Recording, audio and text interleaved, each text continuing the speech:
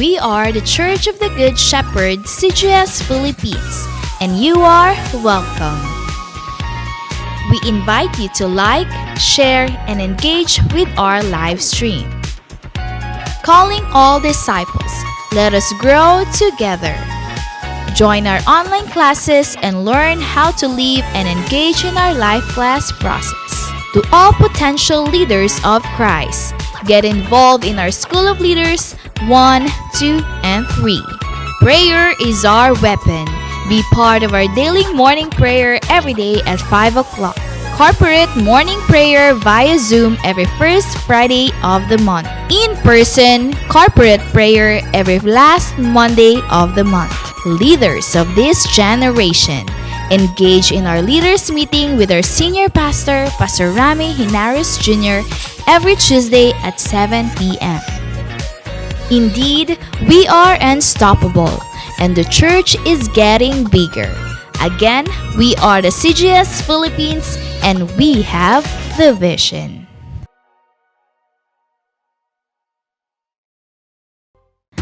The Church of the Good Shepherd, CGS Philippines, is a vision-driven church committed to manifest and apply the G12 core values.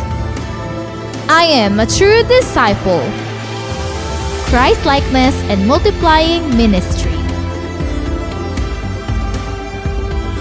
Caught by the vision. Understand, live, and transmit the vision. Committed to sell life. Evangelism, leadership development, and multiplication. Passionate spiritually. Devotional life, prayer and fasting, and holiness. Submission to authority. Love, honor, and respect my leaders. Commitment to time. Manage and invest my time for the kingdom. Lifelong relationship. Accountability and responsibility. I love equipping and training. Training is my happy hour. I am a leader of 12 disciples. I am born to multiply. Accomplishing church goal setting. I support, help, and fulfill the goals. I want to see my church grow. Pray, work, and invest. The importance of young people. I will prepare the next generation.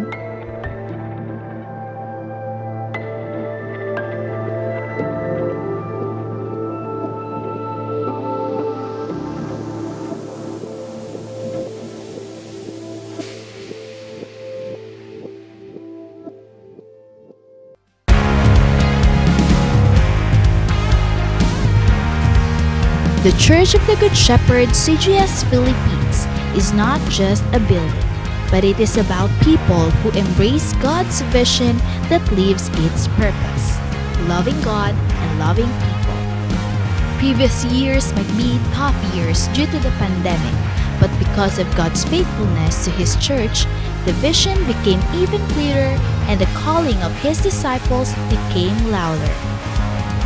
Through our online platforms, unexplainable breakthroughs become possible, and the church grows bigger and greater.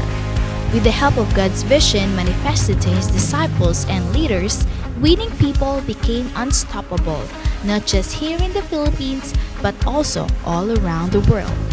Disciples, leaders, and pastors in different churches became one in spirit to continue to rise up and expand the territory of God's kingdom. As we celebrate and worship the Lord, more than 1,000 disciples woke up early at 6 in the morning for our online simbahay. And to further develop them, more people were involved in the process of discipleship. First in life class, where they learned how to live a life according to the will of God. After life class, To continue the works of God's vision, disciples were trained and equipped through the School of Leaders 1, 2, and 3.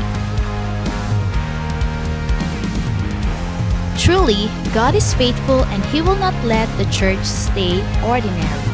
This year, as the vision goes further, some of the pastors and leaders began to go to the places reached by our online platform. Together with Pastor Rami and Pastor Adele, the church visited some places in the Philippines to connect and expand God's kingdom, the church, and His vision. All these things happens because pastors, leaders, and disciples in different churches and places are committed to prayer every morning and evening. The vision will never stop, and His people will never be silent. It is true, the latter house is greater than the former, for we are the church of the Good Shepherd, and we have the vision.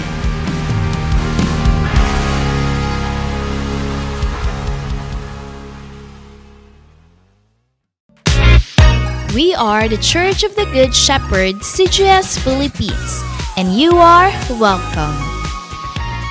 We invite you to like, share, and engage with our live stream. Calling all disciples, let us grow together. Join our online classes and learn how to live and engage in our life class process. To all potential leaders of Christ, get involved in our School of Leaders 1, 2, and 3. Prayer is our weapon. Be part of our daily morning prayer every day at 5 o'clock. Corporate morning prayer via Zoom every first Friday of the month. In-person corporate prayer every last Monday of the month. Leaders of this generation, engage in our leaders meeting with our senior pastor, Pastor Rami Hinares Jr., every Tuesday at 7 p.m. Indeed, we are unstoppable, and the church is getting bigger. Again, we are the CGS Philippines, and we have the vision.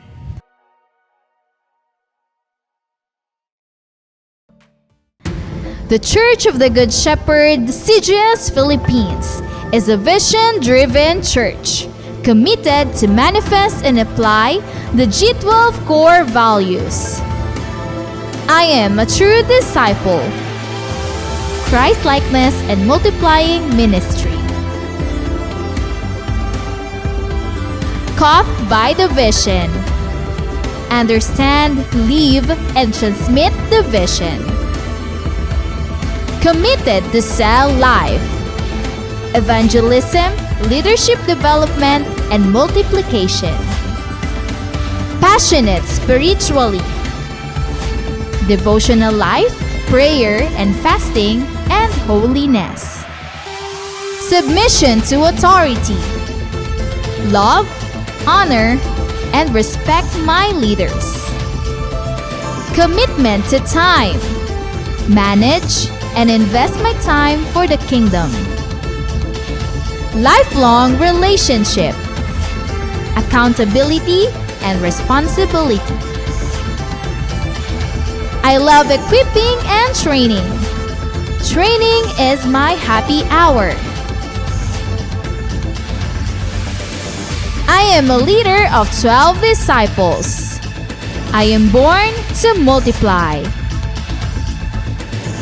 Accomplishing church goal setting.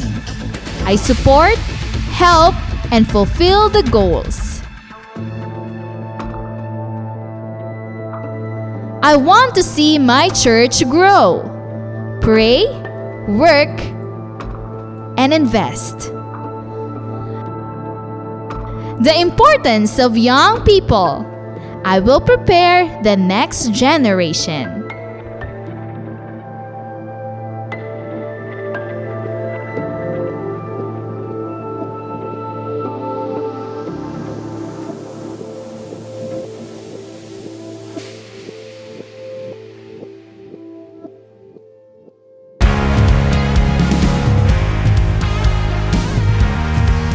The Church of the Good Shepherd, CGS Philippines, is not just a building, but it is about people who embrace God's vision that lives its purpose, loving God and loving people.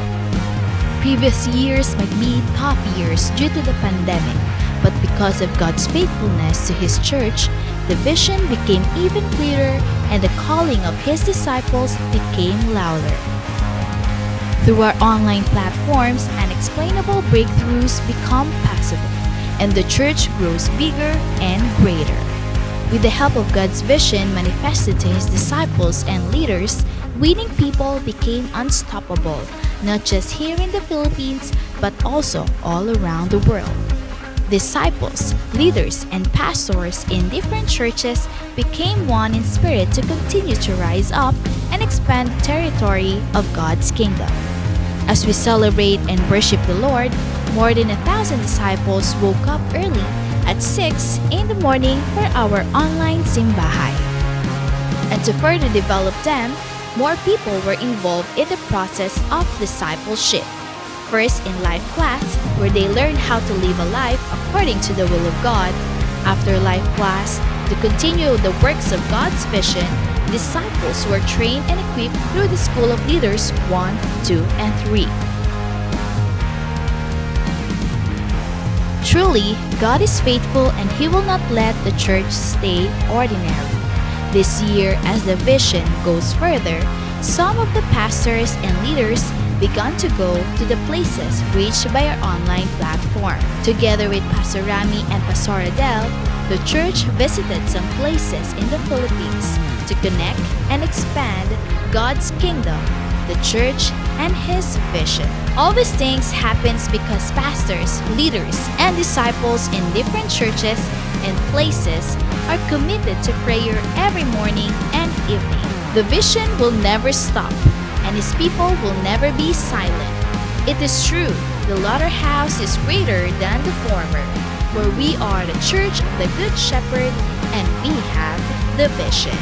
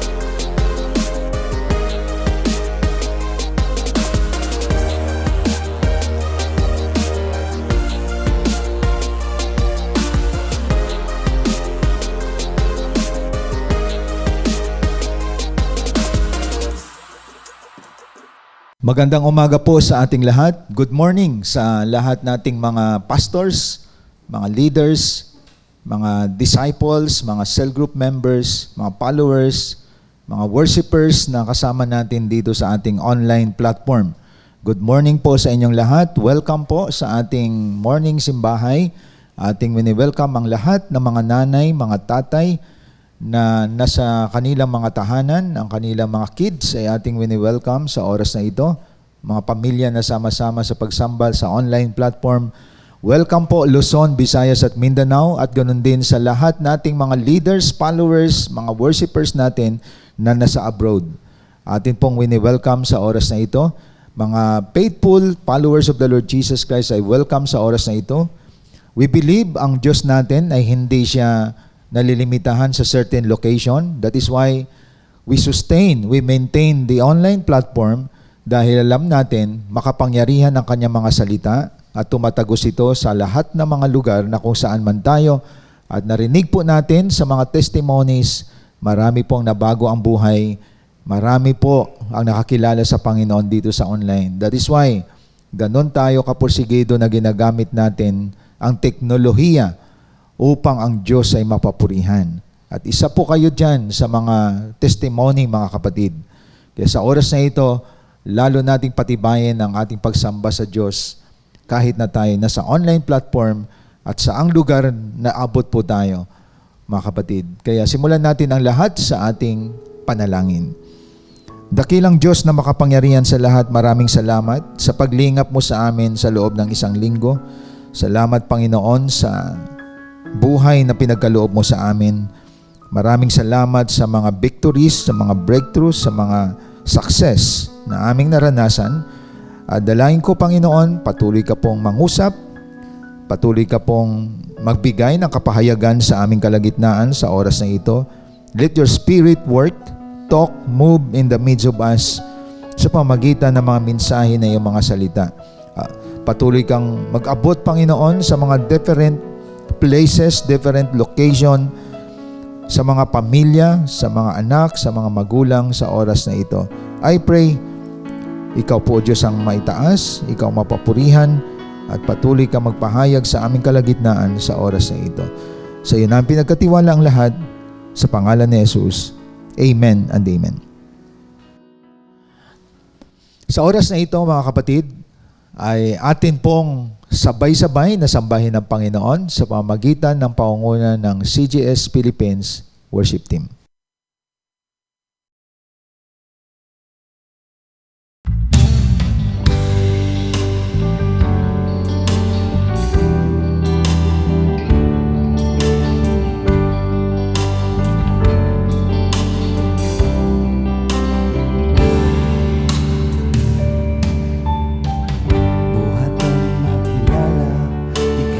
Jesus ang buhay ko, ang lahat ay nagbago, nais kong malaman mo.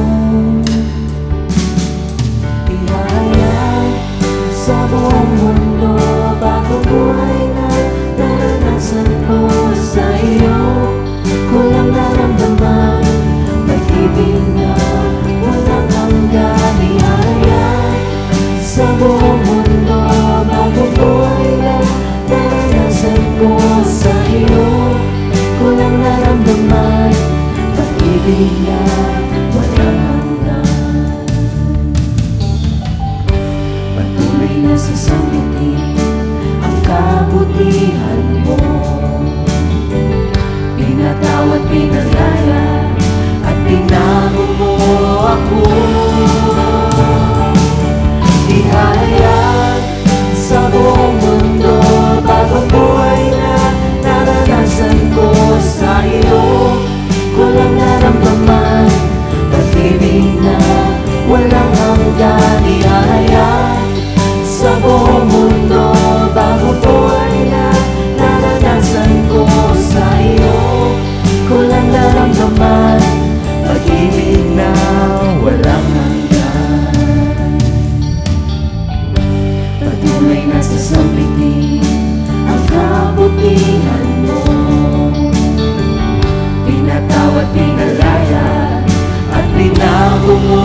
ako ihahayag sa buong mundo. Bagong buhay na naranasan ko sa iyo. Walang naramdaman, pag-ibig na walang hanggan. Ihahayag sa buong mundo. Bagong buhay na naranasan ko sa iyo. Walang naramdaman, pag-ibig na walang hanggan sa iyo.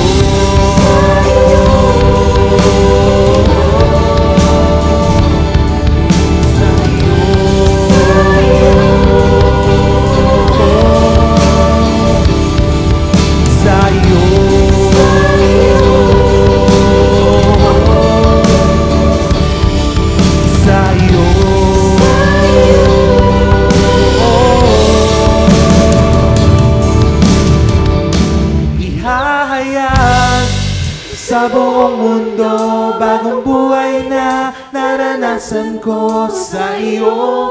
Kulang naramdaman, pag-ibig na walang hanggan. Ihahayag sa buong mundo, bagong buhay na naranasan ko sa iyo. Kulang naramdaman, pag-ibig na walang hanggan. Ihahayag sa buong mundo, bagong buhay na naranasan ko sa iyo. Walang naramdaman, pag-ibig na walang hanggan. Ihahayag sa buong mundo, bagong buhay na naranasan ko sa iyo. Walang naramdaman, pag-ibig na walang hanggan sa iyo. Sa iyo.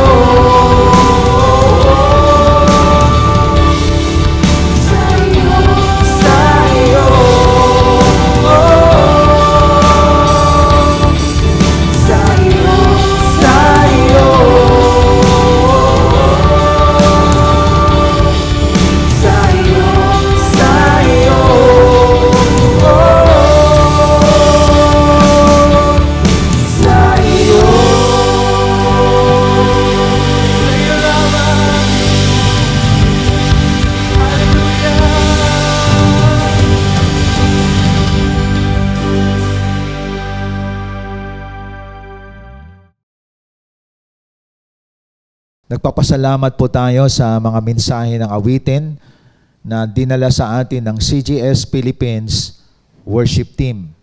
At sa oras na ito, ang ating mga notebook, ang ating mga ballpen, at ganon din ang ating mga Bible ay atin pong ihanda.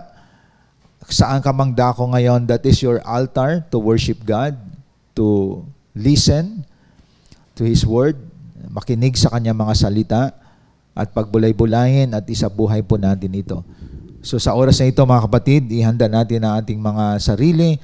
This is your time together with God, with your family, as we listen to God's Word.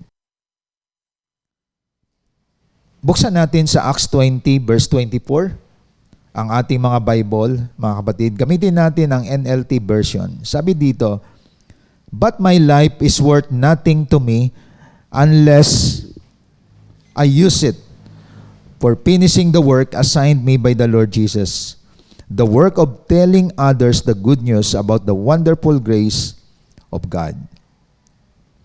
Ang verse na ito, mga kapatid, ay meron siyang content na tumutukoy sa mga gampanin po natin na mula sa Diyos na binanggit dito sa Acts 20 verse 24.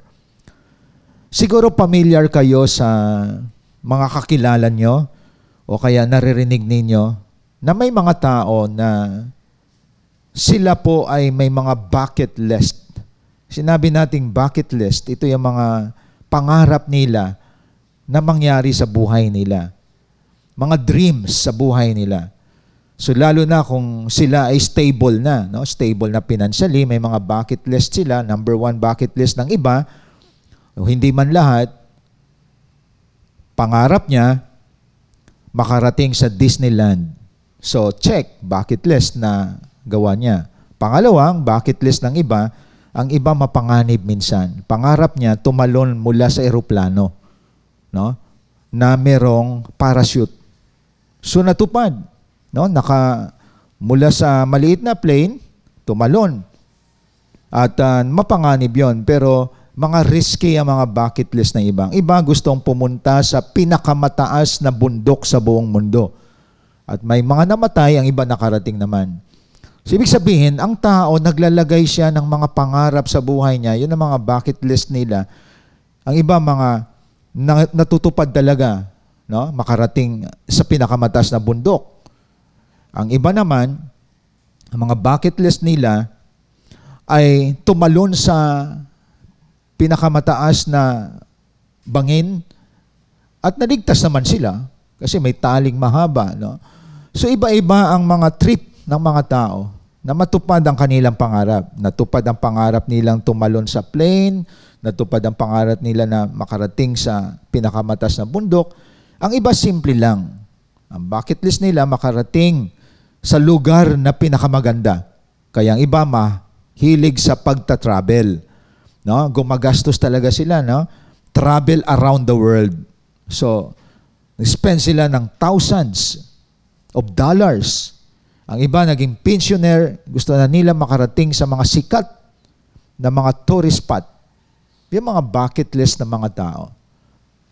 So, iba-iba po ang kanilang mga hinahangad. Ang iba naman, simple lang, magkaroon ng bahay, natupad, ng magandang bahay. Iba, nais nila sa ganitong edad makapag-asawa sila. So, yun ang mga dreams ng mga tao. At walang masama doon, mga kapatid. Ang iba, nais nilang sa ganitong edad ay maabot nilang pangarap nila. Ayon, makapag-asawa ng apam. Part pala ng bucket list ang apam. Ayon. So, nang check, may apam na siya, may blue eyes na siya. So, bucket list nila yon. Pero napansin ko, may nag-testimony nung sabi niya, wala pa siya sa Lord, pangarap niya blue eyes ang kanyang magiging partner sa buhay. Pero something is empty. May kulang pa rin. So, ibig sabihin, ang tao may hinahanap. No? Tumalo na siya sa bangin. No? Ang iba gusto magpakasal sa ilalim ng dagat, no? Pinahirapan pa nila yung officiating minister, di ba? So, iba-iba ang kanilang mga pangarap sa buhay, pero everything is empty in their lives. Yumaman na, may maganda ng negosyo na sa kanila ng lahat. Pero tandaan natin, nakikita natin, lahat na nagkaroon ng mga bucket list sa life nila, wala naman silang masasabing fulfilling ang life. Natupad ang list na binigay ko ng 1 to 10. May something pa rin na kulang. Nakita niya mga kapatid, may kulang. Nakatravel na around the world, pero hindi pa rin masaya. Ayon. Ang iba naman, testing lang. Makatikim ng droga. No? Pero wala pa rin. Di ba? So lahat na lamang ng kasiyahan ng laman ay kanilang tinigman pero wala pa din. Kasi hindi nangyari yung verse 24 ng Acts 20:24. Si Pablo, matalino, magaling, mahusay. Pero may kulang sa kanya nung na-encounter niya si Jesus Christ. Ito ngayon ang sinabi niya, my life is worth nothing. Ibig sabihin, walang kwenta ang buhay unless I use it for finishing the work assigned me by the Lord Jesus Christ. So, ibig sabihin, walang kwenta lahat ng mga pinagagawa natin sa mundong ito, mga mithiin natin sa mundong ito, kahit yung mga bucket list na pangarap mo na matupad, walang kwenta yon. Unless, sabi nga dito, na magawa ko yung work na binibigay ng Diyos sa akin. The work of telling others the good news. So mapapansin natin, ito yung connection ng ating pag-usapan. Divine assignment. That is our theme today. So pag sinabi nating divine assignment, nakasulat ba yon sa bucket list mo, kapatid? Number 1 ba yan? Wala. At marami hindi ito nagagawa. Pag sinabi nating divine assignment, ito yung pinapagawa ng Diyos sa atin at galing ito sa Diyos.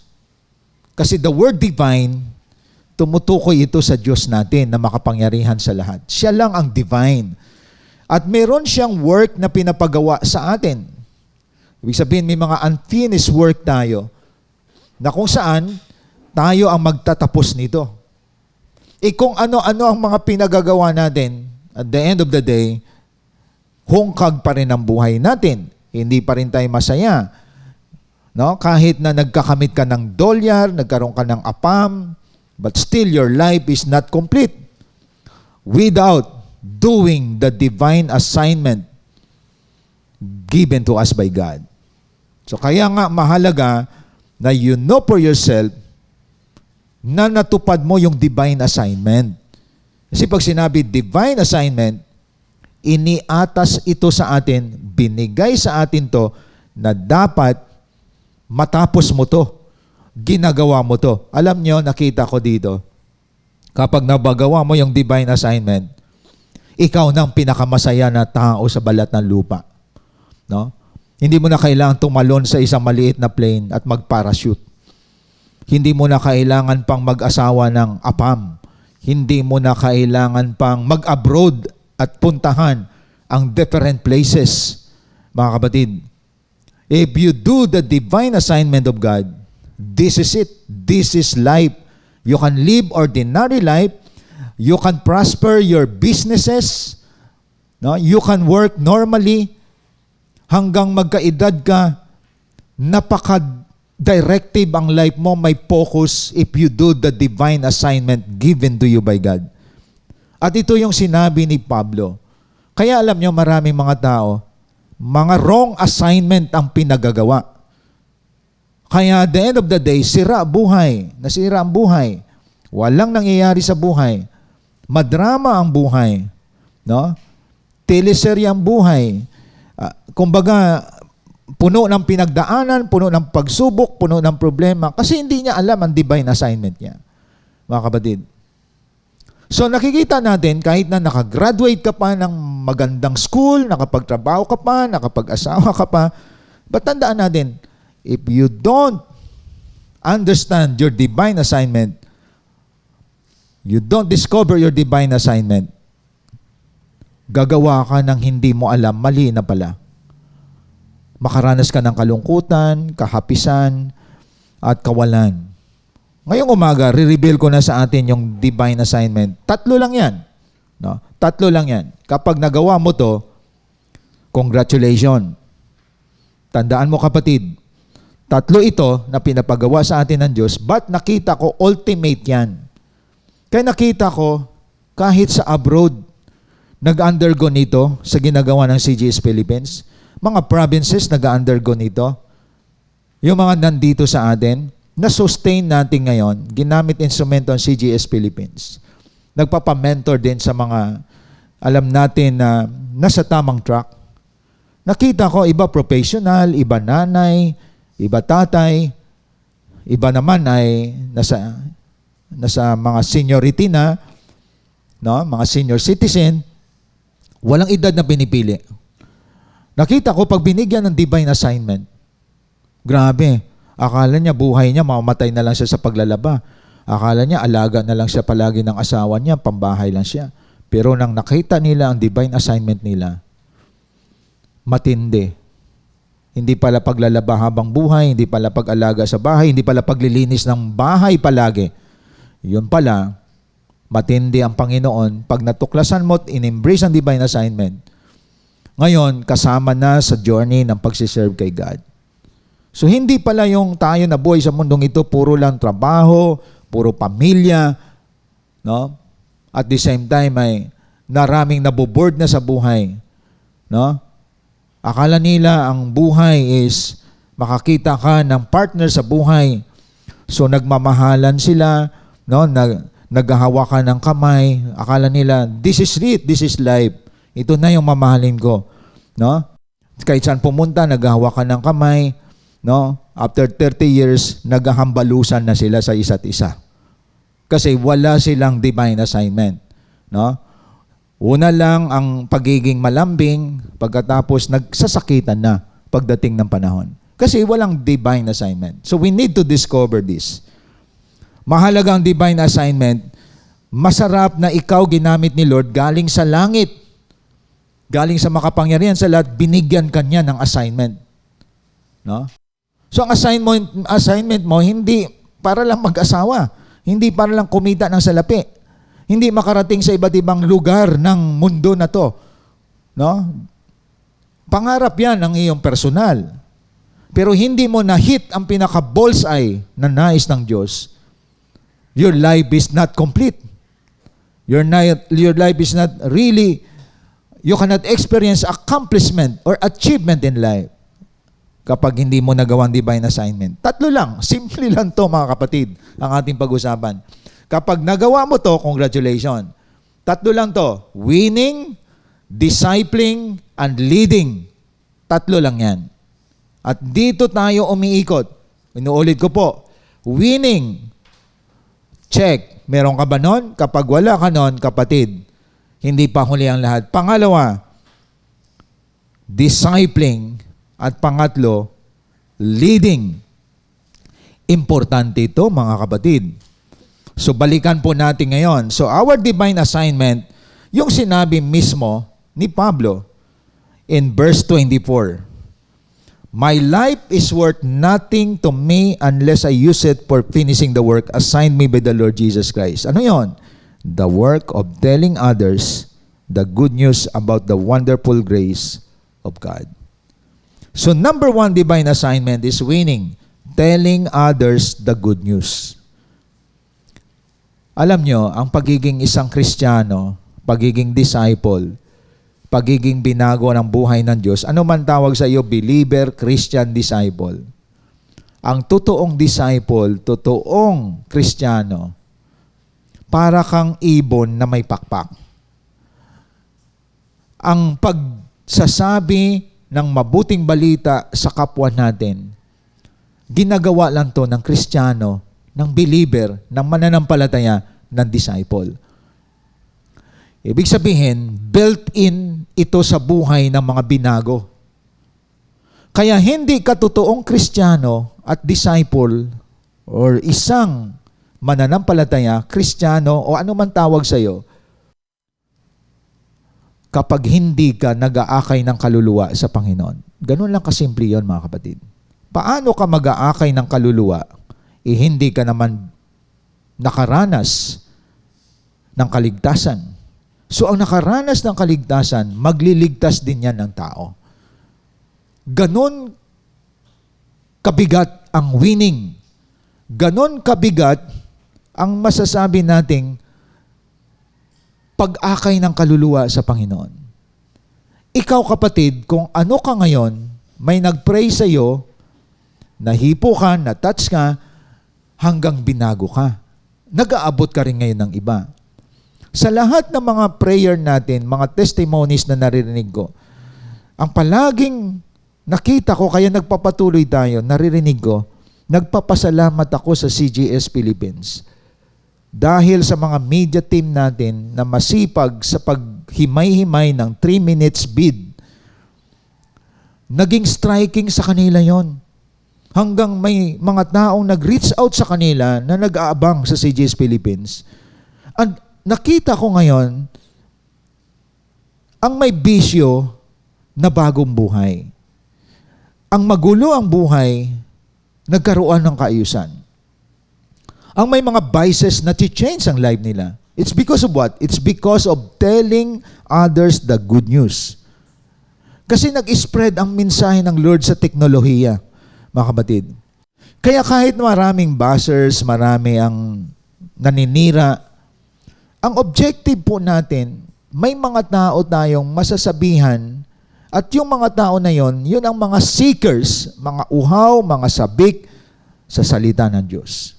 At isa kayo rito na nag-sustain, mga kapatid. Isa kayo sa nananatili dito kasi ito yung kailangan nyo. Nakita nyo na hindi ko kailangan ng anumang material na bagay. Ito yung mga thousands na nag-gather sa atin. Priority nila ang Panginoon. Yung mga sumasamba sa atin tuwing Sunday, yung mga dumadalo sa kanilang community cell group, yung mga nagpapamentor, makikita mo priority nila ang Panginoon. So mahalagang teknolohiya, mga kapatid. Na hindi lang ang technology para sa mga sports, hindi para lang sa mga vloggers, para sa sarili nila, kundi ang technology para kay Jesus Christ. Na si Jesus ay dapat pinapahayag siya. At ang online platform, napakabilis nito mag-spread out. Maraming mga fake sa online, maraming mga fake news, maraming hindi totoo, pero pinapahayag natin katotohanan ng mga katotohanan na si Kristo ang ating tagapagligtas. Ibig sabihin, hindi nasasayang ang kaligtasan mo kapag nagpapahayag ka rin ng kaligtasan sa iba. That is our divine assignment, telling others the good news. That is why, talo mo pa yung nakarating sa iba't ibang bansa kapag may isang kaluluwa kang naakay sa Panginoon. Ang tawag doon, unspeakable joy. Ayon sa 1 Peter chapter 1 verse 8. Ibig sabihin, makikita mo na iba ang joy na meron ka. Priceless. Hindi gayang tumbasan ng salapi. That is why yun ang drive natin. Ang isang tao na nakaranas ng kaligtasan, ang isang tao na naunawaan ang ginawa ni Kristo sa buhay niya, ang isang tao na malaki ang nakita niyang kagandahang loob ng Diyos na si Kristo ay namatay, binayaran ang ating kasalanan, umagos ang kanyang banal na dugo. Biro mo yun, the precious blood of the Lord Jesus Christ ay umagos para kahit anong klase ng kasalanan meron ka, ikaw ng pinakamaruming tao sa buong mundo, kaya kang linisin ng Panginoon. Anong kasalanan man ang ginawa mo, it's because of the blood of the Lord Jesus Christ. Kaya mga kapatid, yung binabanggit ko, content yan ng gospel. Ibig sabihin yung gospel is the good news, mga kapatid. Na ang tao, walang pag-asa na sa mundong ito. Wala nang pag-asa ang tao sa mundong ito. No? Ibig sabihin, may kanya-kanyang mga pangarap ang tao at marami nakikita ko habang tumatagal ang ating mundo, ang masama lalong nagpakasama, ang mabuti lalong nagpakabuti. Ito yung mga tao na ang hangarin makilala ang Panginoong Hesus. Tingnan nyo yung masama, naging selfish, naging self-centered, kahit na may apakan, may sagasaan siya. No? Ang sa kanya mahalaga, mabuhay siya. No? So nakikita natin marami nanlalamang sa kanyang kapwa. Marami inaapakan ang kanyang kapwa. Marami magkamalang na malaking salapi, ngunit marami ang mga tao na inapi. That's the picture of people today. So bakit nangyayari yan sa bansa at sa mga ibang bansa? Kasi walang Jesus ang buhay nila. Kasi nakasara bibig mo eh. Sarado bibig mo. No? Yung daliri mo, swipe ng swipe sa isang araw, wala ka man lang concern sa mga friend mo sa Facebook, sa kaibigan mo sa Facebook, kasi ayaw mo na ikaw ay kutyain, pagtawanan. Kaya makikita natin, palala ang mundo, tapos tahimik ka lang. Hindi nga nila alam na na-born again ka, naging Christian ka. Pero kung ikaw isa sa mga radical person, yung Facebook mo, yung Instagram mo, yung TikTok mo, dapat yan, pag nakikita ng kapwa mo, puno palagi yan ng Word of God. Because you are doing the divine assignment given to you by the Lord. And that is winning. That is our ultimate divine assignment. Kaya kahit may mga bucket list ka na natupad mo lahat, tapos Kristiyano ka, mananampalataya ka, sabi ni Pablo, my life is worth nothing to me. Walang kwenta yan, basura lahat yan. No? Kahit ikaw na yung nakarating sa pinakamataas na bundok, ikaw na yung lumipad mula sa plane na may parachute, everything you fulfilled, for yourself lang yon. But that is not the divine assignment given to you by God. Ang matindi sa lahat, isang kaluluwa lang nagre-rejoice ng heaven. It's because of you. You fulfilled God's divine assignment. That is winning. Telling others The good news. Kaya tandaan natin, ang Kristiyano na hindi nagpapahayag ng mabuting balita, katulad ng ibon na walang pakpak. Ganon ang picture po natin. Kumbaga, pilay yan. Kulang yan. Hindi kompleto. Kasi wala kang karanasan sa pag-akay ng kaluluwa. Naalala ko sa amin na nag-aral ako sa Bible School for 4 years. Hindi ka pwede mag-graduate kapag hindi mo na-fulfill ang divine assignment. Itatapon kami sa hospital. Nang na-assign ako sa hospital, lahat ng naghihingalo gusto nang tanggapin si Jesus Christ. Ayun, doon kami sa emergency, tanggap sila sa Panginoon. Tinapon kami sa bilangguan. Lahat ng nais na makalaya, hindi sila makalabas sa rihas na kanilang kung saan sila kinulong. Pero pinalaya sila ng Panginoon. So kung saan-saan kami dinadala para lang kami mismo intentionally, even na mga Bible student, dapat nagsishare ng gospel. Kaya tandaan natin, disciple ka, believer ka, Christian ka, ano man tawag sa iyo, pag hindi ka nag-akay ng kaluluwa, may red flag sa iyo, baka hindi ka Kristiyano. Baka hindi ka totoong naligtas, kapatid. Red flag yan. No? Kasi that is already our life, naka-built in yan. Ang ibon may pakpak kaya lumilipad.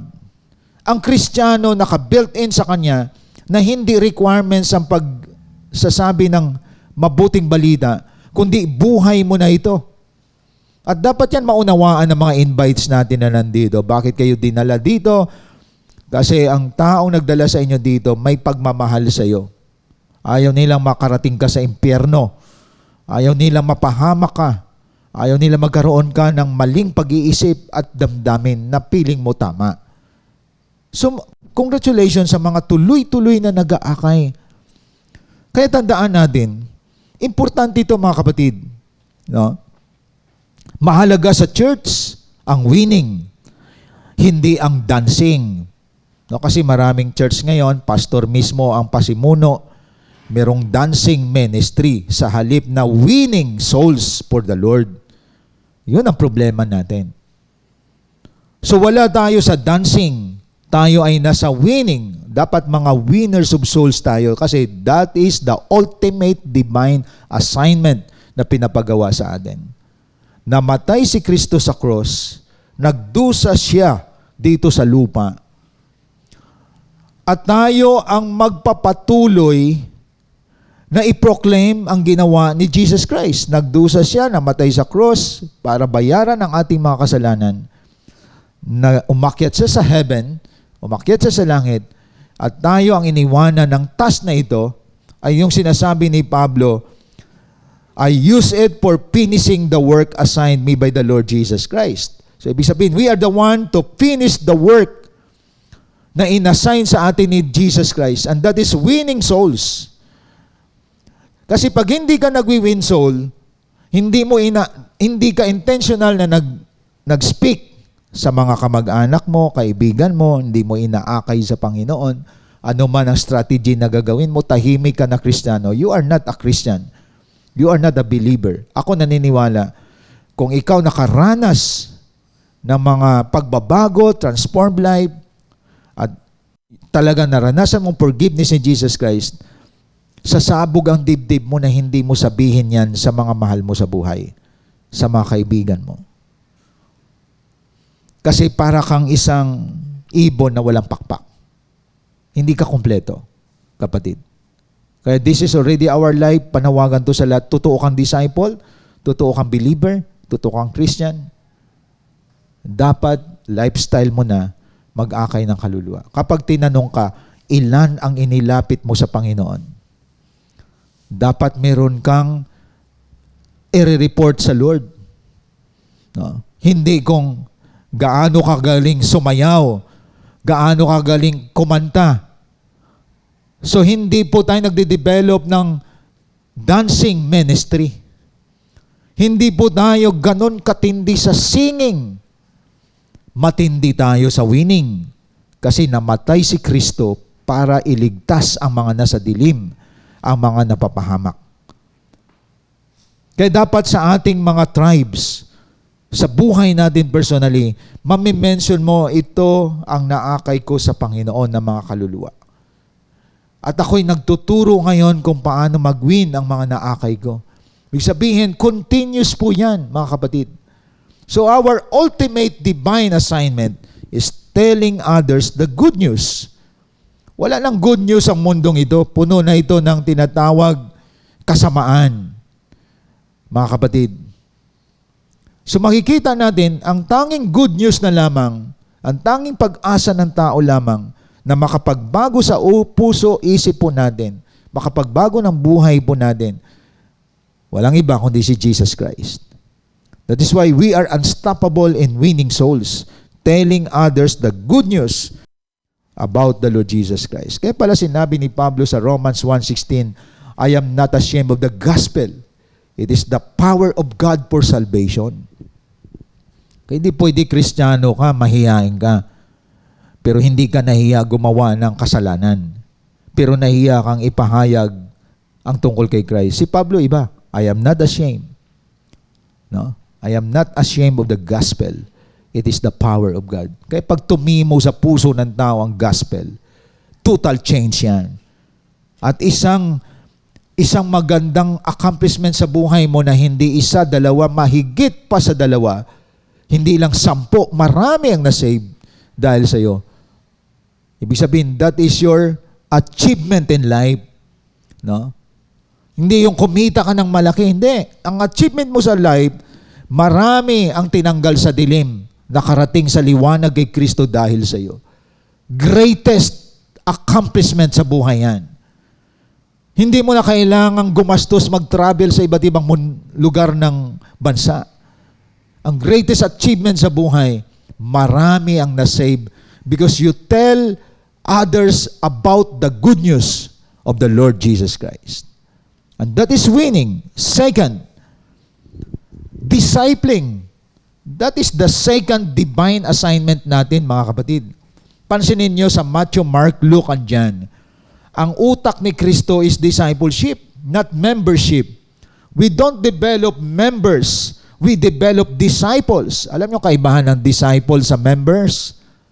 Ang members, sinasabi niya, matagal na ako dyan sa church, pero wala siyang ginagawa. Ang disciple, iba. Mga kapatid, sinusunod ko ang leader ko. Sumusunod ako sa pastor. At ang disciple, walang mga dahilan. Ang member, selective. Pinipili lang niya ang pwede siya. Pwede ako ng... Kaya nga maraming churches, ang mga service nila tanghali na.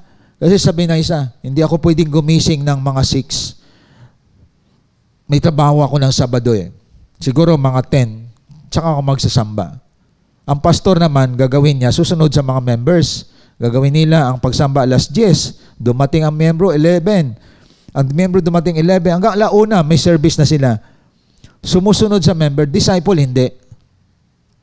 Pag dineclare ng CGS Philippines ang ating worship service, 6 o'clock in the morning, ang disciple, alas 5 pa lang, gising na yan. Disciple eh. So hindi niya hinahanap ang comfort sa church. Hinahanap niya yung challenge sa church.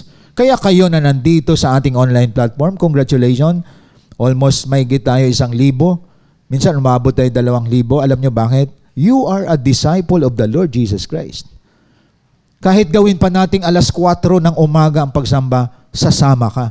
Because you are dedicated, committed, devoted. That is a disciple person. Ang members iba, hindi ako pwede niyan. Morning prayer, gusto ko lang, ayaw ko ng morning prayer, tanghali na ako nagigising eh. Hindi disciple yon. Ang disciple, pinaka-keyword sa disciple, obedient. Ayon. Pag obedient ka, lahat ng aspeto ng command ng Bible, sumusunod ka. Ayon. Nasa community of cells ka, nakikita ka. You are faithful in returning what belongs to God. A member, hindi. Selective lang siya. Pag malaki pa niya, matagal na raw siya sa church. Pero hindi siya disciple. Ang disciple, nagpapaayos ng buhay. Ang member, lumalaban sa pastor at sa mga leader. Kita nyo, matagal na ako dito, bago ka lang pastor. Ganon sila.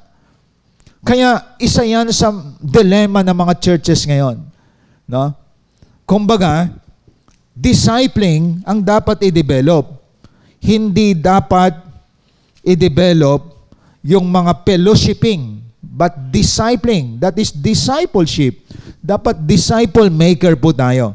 So building others in discipleship, that is number 2. Ibig sabihin, ang disciple, hindi makakabuild ng disciple kung hindi rin siya talagang totoong disciple. So disciple, a disciple person, disciple others. Parang pastor din yan. Ang pastor hindi siya makapag-disciple kung hindi siya na-disciple din. Para ang tingin natin, ang dali ng salitang disciple. Pero marami hirap mag-disciple kasi hindi sila disciple. Kasi marami kang babaklasin sa buhay mo dyan kapag disciple ka. Kasi sa discipleship, matindi yan. Minomold ka, sinishape ka, pinoform ka. Para kang isang bagay na inaayos. Diba? Isa kang clay na may potter. Pinoform ka ng Panginoon. Sinishape ka ng Lord. At habang sinishape ka, masakit yon. Binibuild ka. So, ibig sabihin ng building others in discipleship, kasama dyan ang molding, ang shaping, ang forming. No? Inaayos ka upang maging magandang klase ka na nilikha ng Diyos. Kasi sinira tayo ni Satanas. No? Inaayos ka ng mentor mo. Sinishape yung bibig at puso mo. Na dati palamura ka, ngayon, purihin ang Panginoon ang lumalabas sa bibig mo. So sinishape ka, pinoform ka. Na dati ang damdamin mo ay hindi tama. Ngayon, ang damdamin mo puno na ng forgiveness, puno na ng love, puno na ng tinatawag na kindness. Kasi na-form ka, kapatid. Na-mold ka. That is building others in discipleship. You cannot build others in discipleship if you are not a disciple. Kaya, tandaan natin, ang divine assignment natin is to make disciples. So, discipling others. Ibig sabihin, ang divine assignment natin, lahat tayo dapat disciple maker, mga kapatid. At marami niyan, hindi nila nagagawa. Walang iba na poproduce na disciple. Mga kapatid, malinaw ang Matthew 28:19-20. Go and make disciples. Ibig sabihin, that is our divine assignment. Kaya nakikita ko dito, mga kapatid, isa sa greatest accomplishment mo sa buhay, pag tinanong ka, hindi yung ilan ang members, pag tinanong ka ilang disciples mo, pastor, meron ako ngayon mga 150 disciples. Hindi 150 na mga tungangers. Nakatunganga lang sa church. Di po ba? Ibig sabihin, sa isang primary lang, nakaproduce yan ng more than 100, more than 200 disciples. Ibig sabihin, congratulations sa ganyang klase. Isang mga cell group leaders, naging leader of leaders na ngayon. Boy, naintindihan nila ang kanilang assignment, ang kanilang divine assignment. Kaya building others in discipleship, ang purpose nito, dito ka ngayon, nag-akay ng kaluluwa, tapos binibuild mo sila, pinoform mo sila, diyan sa ating cell group. Napoform sila, namomold sila, nasasaktan sila minsan, pero nagpapaayos sila. Ayon. Dati mag-isip sila, puro excuses, puro negative. Ngayon, yes na sila kay Lord. Kasi minold mo sila, pinorm mo sila, at ikaw nag-set ng example. Because you are also a disciple, now you are a discipler.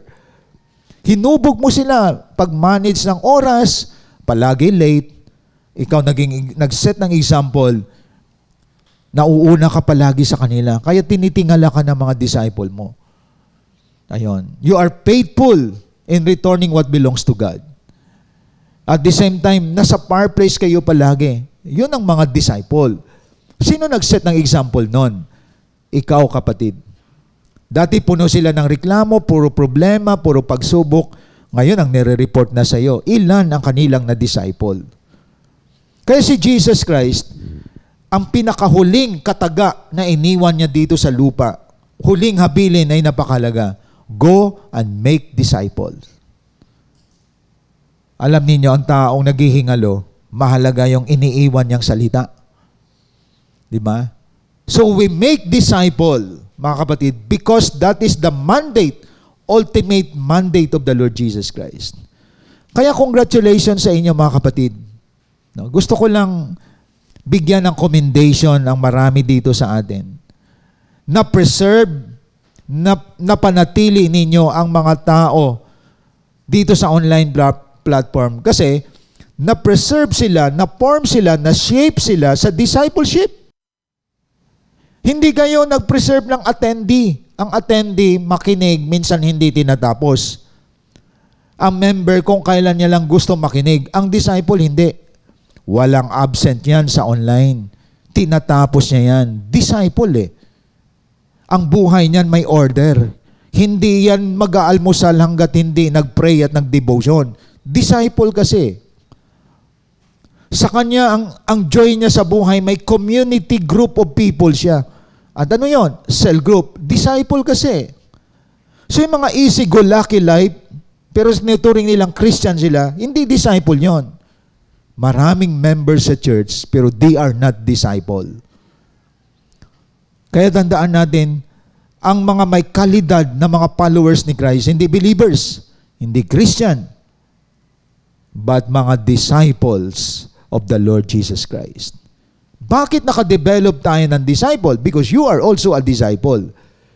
If you are not a disciple, you cannot make disciples. Dapat clear sa atin yon. Parang ganito yan.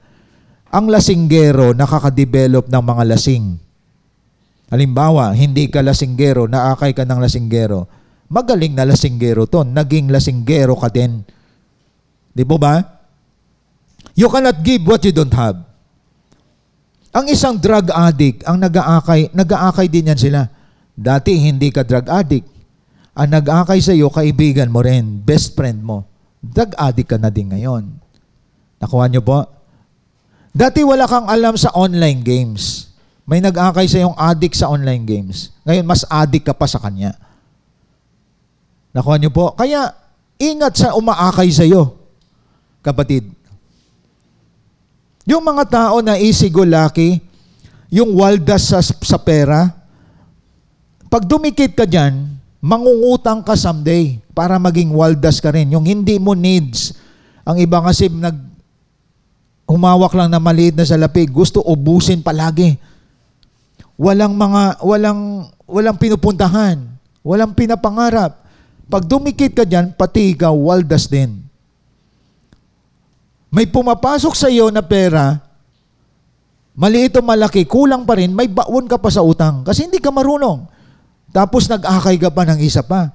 So lahat kayo, pareho kayo may mga utang. Nakuha niyo po? So kung ano ka, yun ang madadala mo sa kapwa mo. Pero kapag discipler ka, you can disciple others. You can make people put their life into order. Kasi may order ang life mo eh. Maayos ang buhay mo. Ang maayos ang buhay, nag-aayos din ang buhay. Pero ang buhay na sira, naninira din ang buhay.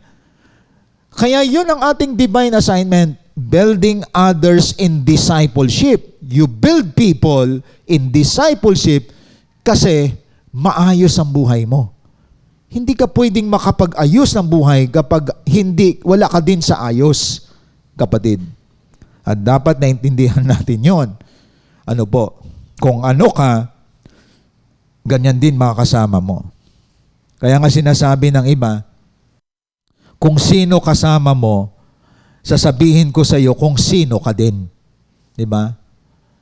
So kung ang mga kasama mo matitino, ang kasama mo magagalang, ang kasama mo yung mga tao na maayos ang buhay, mga tao na may takot sa Diyos, una ang Diyos sa buhay nila, hindi kayo naghahatakan sa mali.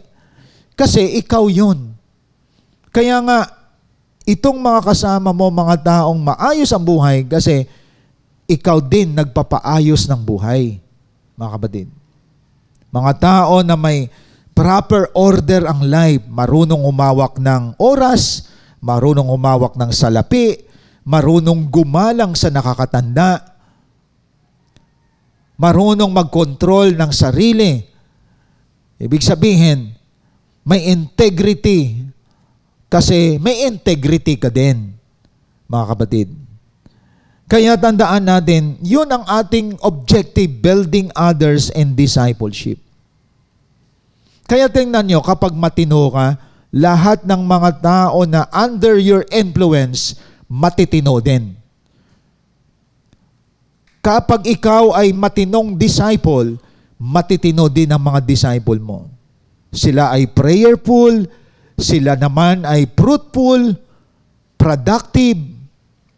Magandang buhay nila. Iba dyan, may asawa, may hanap buhay, may pamilya, pero hindi nasisira yon.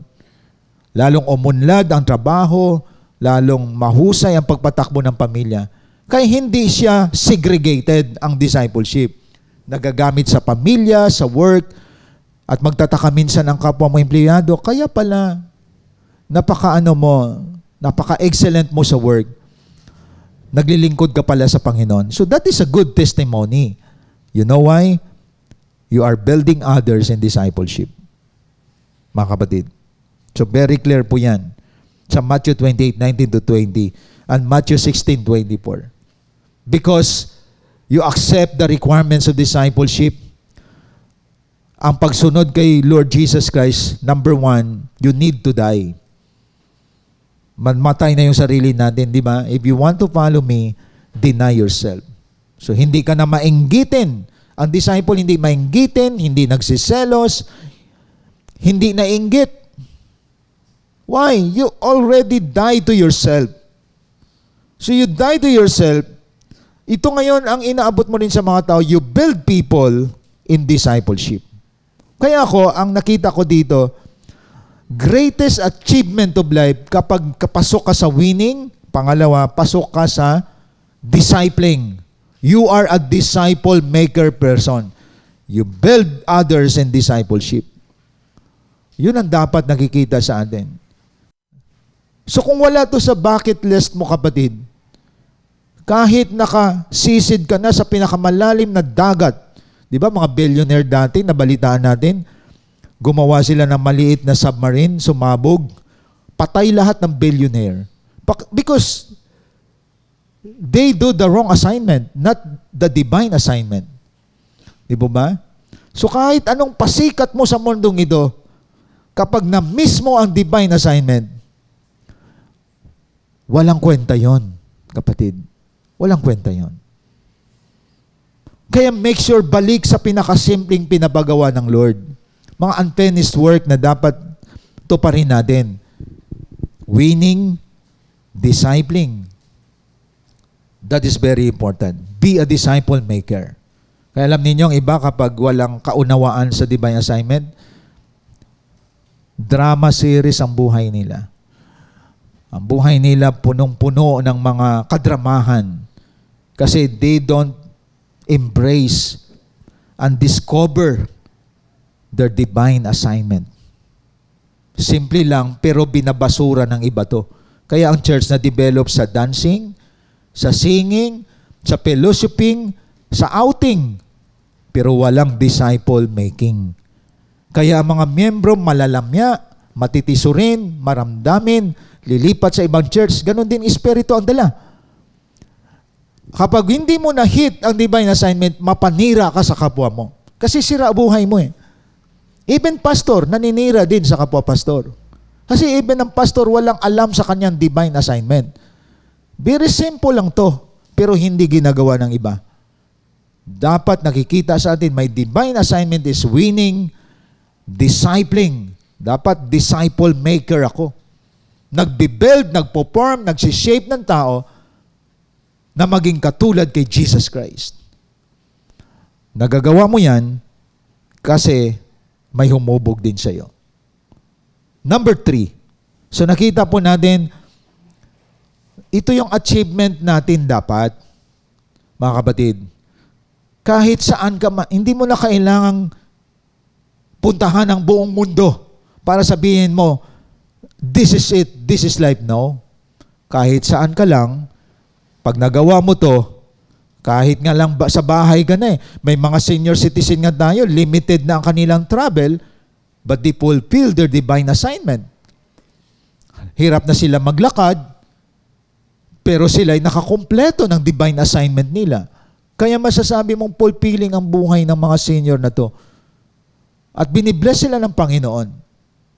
Kaya nakita nyo po mga kapatid, ang iba nagwawaldas ng pera, nag-i-enjoy sila ng sarili nila kasi sabi nila, pinagpaguran ko to, pero at the end of the day, they are sad. Malungkot pa rin, depressed pa rin. Kasi as long na you don't hit the divine assignment from heaven, ang buhay mo ay hungkag, kulang, hindi kompleto. Kaya mahalaga, you discovered the divine assignment given to you. And that is number 3, leading others to the work of service. So ito yung sinasabi ko kanina. Simple lang ang divine assignment natin. Winning, discipling, and leading. Kapag nakita sa yung tatlo na ito, kapatid, ito yung mamanahin ng next generation. So your divine assignment ay hindi yung mag-asawa, hindi yung kumita ng malaki, hindi yung magkaroon ng bahay at lupa. Tama naman na meron ka noon. Pero dapat, habang naghahambon na buhay ka, habang may pamilya ka, ang pamilya mo mismo, minomold mo sa discipleship. Nililid mo sila sa Lord. That is leading others to the work of service. Kaya ang iba dati, bagong kasal, talaga heaven ang dating. Nag-asawa, masaya pa din. After 20 years, hindi na nag-uusap, wala na makikitang lambingan, nagsisiraan na sila sa isa't isa. Kasi yung misis, hindi niya ginagawa ang divine assignment niya. Ang mister, puro na lang hanap buhay. Maganda mga kapatid, ano man ang pinapangarap nyo, hindi masama yan. Huwag nyo lang itapon ang divine assignment na binigay sa iyo ng Diyos. Kapag tinapon mo to, nineglect mo to, at sarili mo ang pinapairal mo, your skills, your talent, your knowledge, everything without God, kapatid, lugi ka dyan at ikaw ang mawawalan. No? Kaya ang iba nakakaranas ng kalungkutan, nakakaranas ng depression, nagkakaroon na iba ng suicidal instinct kasi nakamit man niya ang lahat, pero hindi niya ginawa ang divine assignment niya. Napangasawa niya ang lalaki na gusto niya, pero yun din ang nagbigay ng sakit ng kalooban niya. Nakikita niyo po? Kasi hindi mo ginawa ang divine assignment na pinabagawa sa iyo ng Panginoon. Akala niya kompleto buhay niya kapag narating niya ang lugar na ganito, pero may something pa siyang hinahanap. Akala niya life is fulfilling, naabot niya ang gusto niyang maabot, nakita, pero kulang pa din. Kasi hindi niya natuklasan ang kanyang divine assignment. So, ulitin ko, 3 lang yan. Winning, ang pangalawa, discipling, the third, leading others to the work of service. Ang sarap kaya na you are a leader of leaders.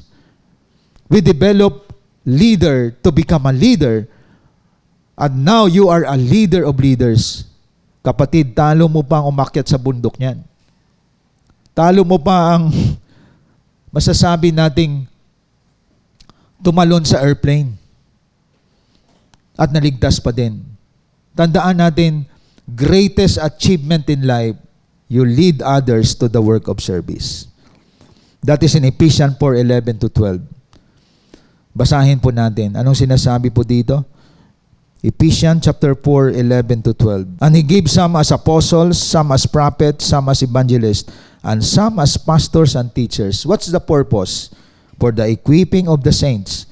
Tayo yon, mga members sa church, for the work of service to the building up of the body of Christ. Kaya pala may pastor, ang part ng pastor is to equip the saints. Sino ang saints?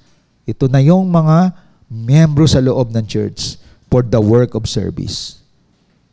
Kaya hindi tama na ang church marami tambay at nakatunganga. Ini-equip tayo ng pastor for the work of service. And that is leading others to the work of service. So, ibig sabihin, ikaw ngayon na cell leader, ini-equip mo yung cell member mo for the work of service. That is accomplishing your divine assignment. Leading others to the work of service. If you are a cell leader, congratulations. If you are a leader of leaders, congratulations. If you are a cell members, aspire to be like your leader. Ibig sabihin, hindi ka lamang puro feeding ang natatanggap mo. Ikaw naman ang magpipid ng kapwa mo. Hindi nakadesign ang church sa mga mga masasabi nating puro na lang sila tumatanggap ng feeding. Dapat nagli-leading din po tayo. Hindi yung ikaw lang palagi pinapalakas, ikaw lang palagi ang pinapatibay, ikaw lang palagi ang kinukomport. Magpalakas ka, magpatibay ka din ng mga taong nanghihina. Ibig sabihin, ang purpose ng church, anong purpose ng church? To the building up of the body of Christ. Kaya ang church dapat hindi nanatiling maliit, lumalaki because building body of Christ tayo. Kasi walang nakatunganga, hindi puro sayaw, hindi puro outing, hindi puro fellowship, but building up the body of Christ because ang pastor ginawa niya, ang bahagi niya, nilid niya ang mga tao, in-equip niya ang mga tao for the work of service. Kaya pag pumasok ka sa church na yan, lahat may ginagawa. Hindi puro outing, hindi puro fellowship, hindi puro dancing. Kundi makikita mo, all our leaders sa church na yan. Why? They are fulfilling the divine assignment given to them by God. So naway ngayong umaga na to mga kapatid, bigyan natin to ng pagpahalaga. Ako ba ginawa ko to sa buhay ko? Nakikita ba sa akin ang winning, discipling, at leading? Kung nakita sa iyo to, manghawa ka ngayon ng iba. Kung nakita sa iyo ngayon to, magbukas ka ng puso at isipan ng iba. Then masasabi mo, this is already my life. Mga kapatid, kaya sa ating pagtatapos, tandaan natin, a human assignment is using your knowledge, skills, talents, and abilities in the Word without God's involvement. Kita nyo yan? May skill ka, may talent ka, everything you have, pero neglected naman si Lord, hindi siya involved. That's why you are not happy, you are sad. You are frustrated, you are depressed. Kasi kahit na magaling ka, mahusay ka, wala naman si Lord dyan, hindi mo sinasama. But a divine assignment is giving your whole life to God by doing the things He wants you to do. Yun ang divine assignment. Lord, ikaw driver ng buhay ko, kasama pamilya ko at negosyo. Gawin mo ang gusto mo sa buhay ko. Yes, Lord, maging cell leader ako, maging disciple maker ako, Lord. Maging winners of soul ako. Isasama ko mga empleyado ko, Panginoon, sa company na to. Yun ang may accomplishment sa mundong ito. Di po ba? Ibig sabihin, any work you have, kung may pamilya ka man, include them to God's divine assignment. Naway ang mensaheng ito, nagbibigay ng eye-opener sa atin. Pag hindi mo nagawa ang divine assignment mo, kulang ang buhay mo. Even though sabihin mo na lahat ay nasa iyo na. Kulang yan, kapatid. Iba pa rin na ginagampanan mo ang divine assignment na binigay ng Lord. Huwag nyo kalimutan yung tatlo na yan. Winning, discipling, and leading. That is your divine assignment. Kung single ka, hanggang magkapamilya ka, dalhin mo yan. At ma-achieve mo, masasabi mo, Lord, I'm fulfilled because I do my divine assignment. Before we close, sama-sama nating damhin ang mensahe dadalhin sa atin ng CGS Philippines worship team.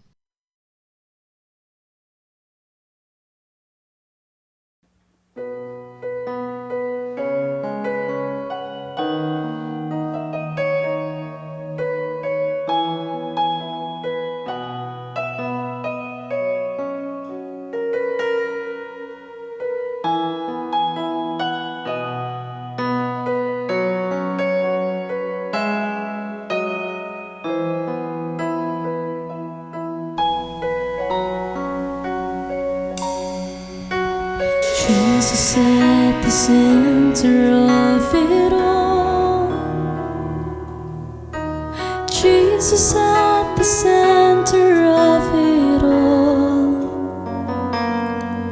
From beginning to the end, it will always be, it's always been you, Jesus.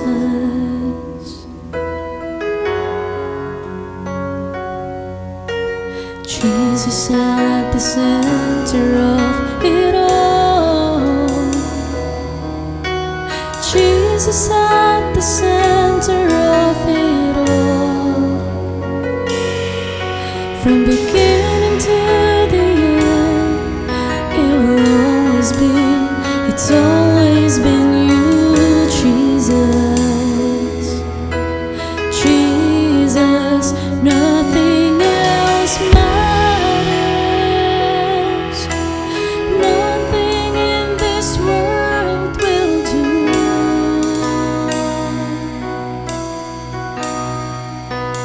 Jesus, you're the center. Everything revolves around you. Jesus, you at the center of it all.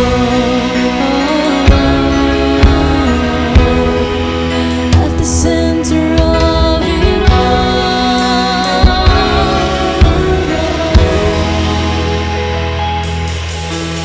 Jesus, be the center of my life. Jesus, be the center of my life. From beginning to the end, it will always be, it's always been you, Jesus. Jesus, nothing else matters. Nothing in this world will do.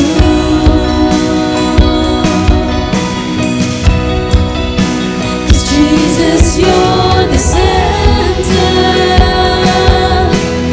Everything revolves around you. Jesus, you. Nothing else matters. Nothing in this world will do.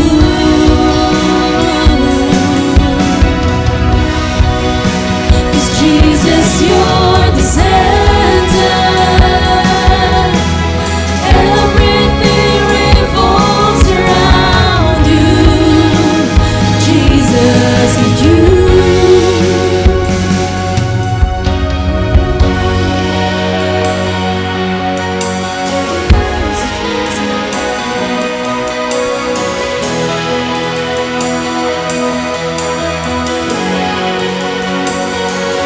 From my heart to the heavens, Jesus, be the center.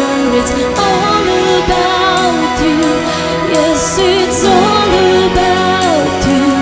From my heart to the heavens, Jesus, be the center. It's all about you. Yes, it's all about you. From my heart to the heavens, Jesus, be the center. It's all about you. Yes, it's all about you.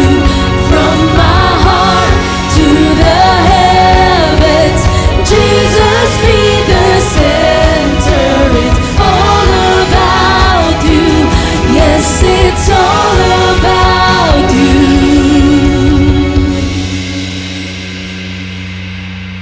Jesus, be the center of our church. Jesus, be the center of our church. And every knee will bow, and every tongue shall confess you, Jesus. Jesus, Jesus.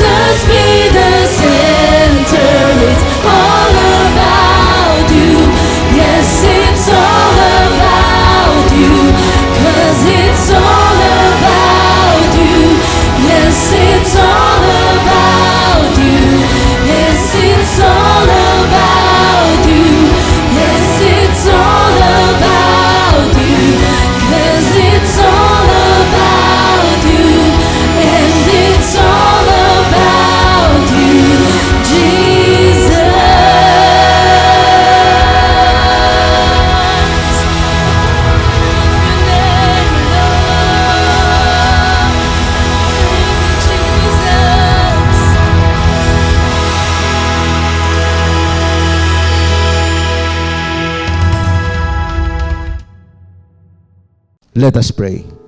Father God, maraming salamat sa palaala mo sa amin ngayong umaga. Maraming ginagawa ang tao na ito ay wrong assignment, hindi achievement. Napasaya ang sarili pero hindi napasaya ang langit. I pray, Lord God, sa umagang ito, isang eye-opener ito sa mga churches, sa mga leaders, sa mga pastors, sa mga disciples, na all of us must be a winners of souls dahil namatay si Kristo sa mga tao para iligtas sila patungo sa buhay na walang hanggan. Na all of us must be a disciple maker church. And all of us must be a leader of leaders upang marami, Panginoon, madala sa katotohanan ng iyong mga salita. Upang, O Diyos, marami ang dalhin sa tamang daan at hindi sa maling daan. I pray na mga mensaheng ito ay maging eye-opener sa aming lahat, Panginoon. Na lahat kami maging aware sa aming divine assignment. Blessing upon blessing to all your people today in the name of the Father, the Son Jesus Christ, and the Holy Spirit. Amen and amen. Thank you and God bless po sa ating lahat.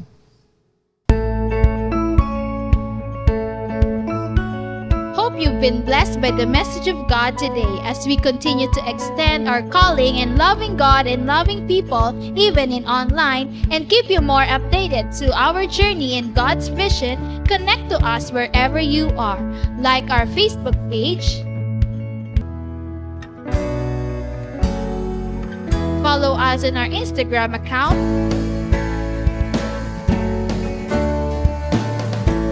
and subscribe to our YouTube channel.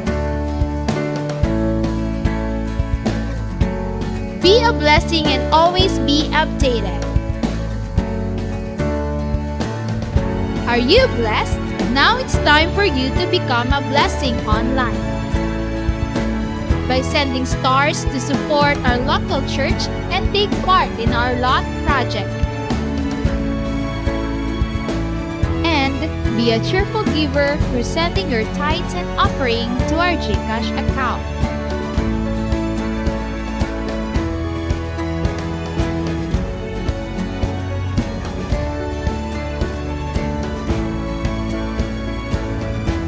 See you on our next online worship.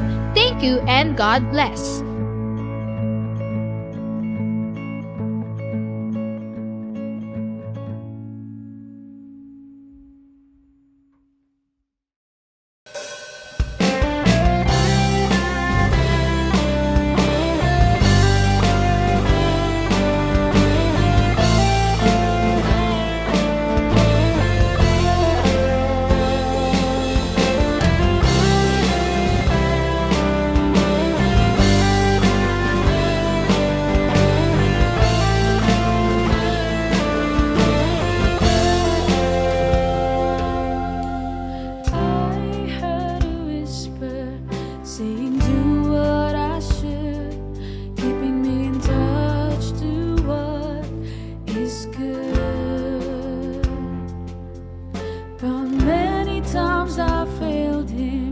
Doing everything I want, doing everything